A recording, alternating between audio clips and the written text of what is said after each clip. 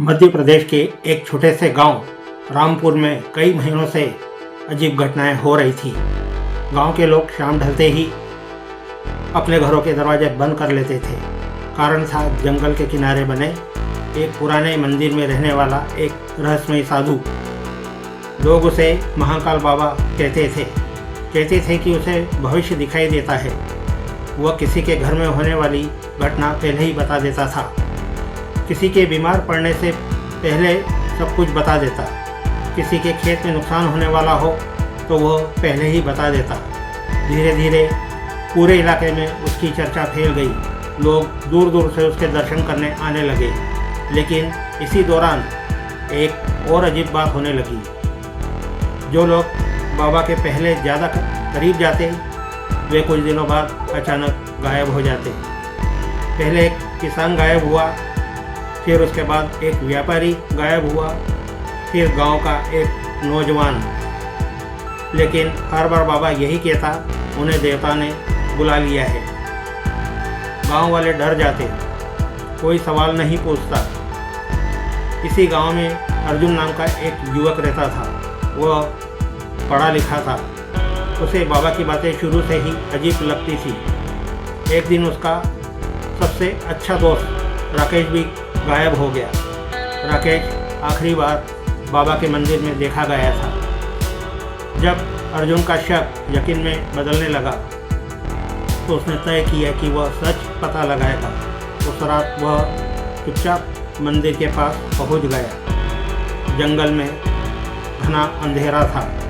दूर कहीं उल्लू की आवाज़ें आ रही थी। मंदिर के अंदर सिर्फ एक लालटेन जल रही थी। अर्जुन एक टूटे हुए पत्थर के पीछे छिप गया।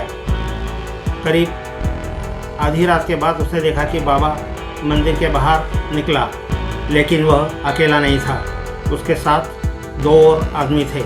तीनों जंगल के अंदर की तरफ बढ़ने लगे। अर्जुन भी चुपचाप उनके पीछे चल पड़ा। करीब 20 मिनट बाद वे एक पुराने खंडर के पास पहुँचे। वहाँ उन्होंने जो देखा उनके होश उड़ गए।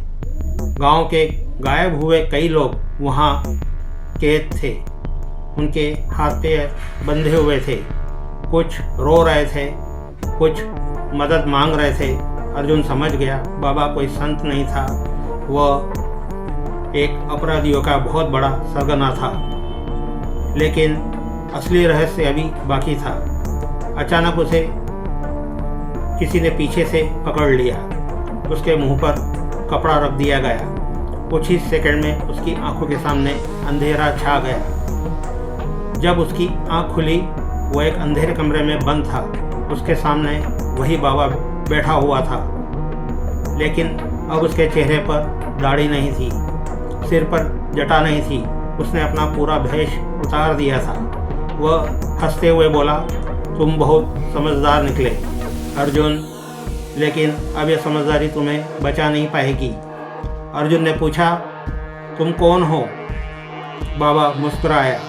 5 साल पहले मैं इसी इलाके का सबसे बड़ा तस्कर था। पुलिस मेरे पीछे थी। मैंने साधु का रूप धारण कर लिया। लोगों ने मुझे भगवान बना दिया और कोई भी मुझ पर अब शक नहीं करता। अर्जुन के पैरों तले जमीन खिसक गई। लेकिन तभी उसे एक और चीज़ दिखाई दी।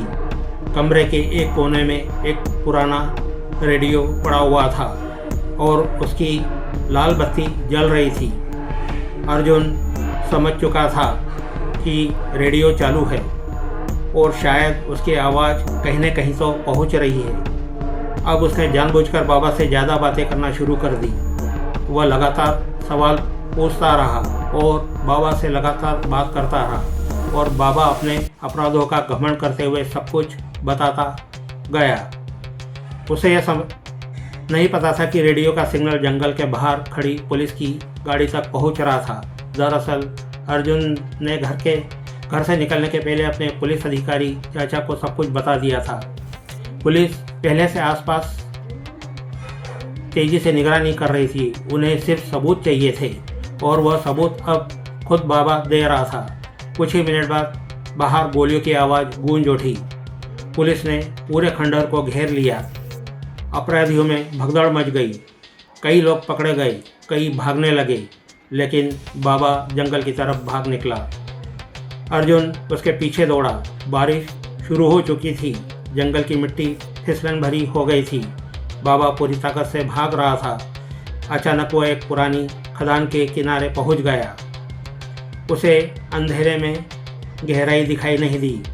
उसका जोरों से पैर फिसला और उसके बाद वो सीधे उस खदान के गहराई के अंदर गिर गया। कुछ सेकंड बाद एक भयानक चीख सुनाई दी।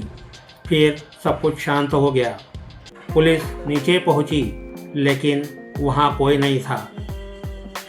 न कोई बाबा का कोई पता चला, नहीं बहुत ढूंढने पर उसका कोई भी सुराग नहीं मिला, न ही उसका कोई शव मिला। कुछ भी नहीं मिला। ऐसा लगा जैसे वह जमीन निगल गई हो। अब मामला खत्म हो चुका था। सभी कैदी आज़ाद हो गए। गांव वाले फिर सामान्य जीवन जीने लगे। लेकिन कहानी यहीं ख़त्म नहीं होती। करीब 6 महीने बाद एक दूसरे गांव में एक नया साधु दिखाई दिया।